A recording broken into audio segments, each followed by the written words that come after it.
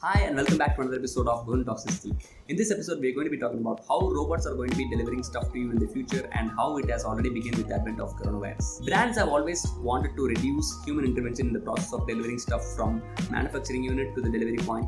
And manufacturing companies already have robotics, artificial intelligence within their companies so as to reduce the number of workforce inside the company. The second part is where the logistics is involved. Once the product gets manufactured, it gets transported in a cargo with the help of a driver transporting the product from point A to point B. And when it reaches point B, the delivery guys who are notified of this product delivered at point B, they pick the products up and they deliver it to the customers. And in this time of lockdown, people don't want to meet physical delivery people because they are afraid of being exposed to the virus and they have to face the consequences. So in order to reduce the human intervention in the process of logistics, Tesla has launched a product recently where it is an electric truck which runs without the help of a human, and it can transport a cargo of 3 to 4 tons without any requirement of a person who is going to drive the truck. So that is there. But we already enjoy the luxury of being convenient in receiving products to us delivered right to our doorstep. So Amazon Prime delivers to you in 2 days, it delivers to you on the same day, and Apple even crazily launched a product once and it delivered the product in 2 hours after you make a successful payment.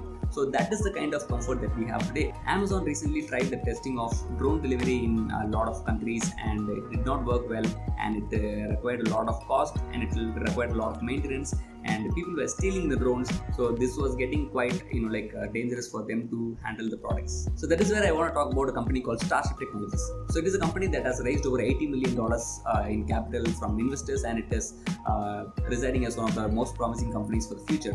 It initially started its deliveries only in a college campus environment where there is a safe and secure ambience to be inside, and students are very trustworthy. Students can order their food from their dorm straight to the canteen, and the chef prepares the food and puts the food into the robot and it delivers to them right at their doorstep. So there is no kind of human intervention other than the cook who is involved in the process. So let's consider that as the manufacturing part, and let's consider this to be the delivery part. This robot purely relies on GPS, and the app exactly knows your location and it comes right to you.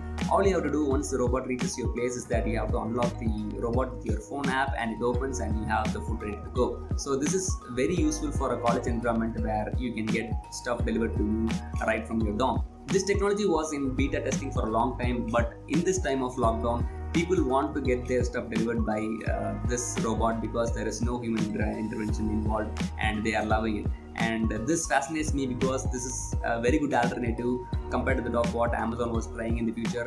And I like the fact that a lot of companies are trying new different things to get stuff faster to you and without the need of human intervention, which increases the efficiency and the delivery process much sweeter spot.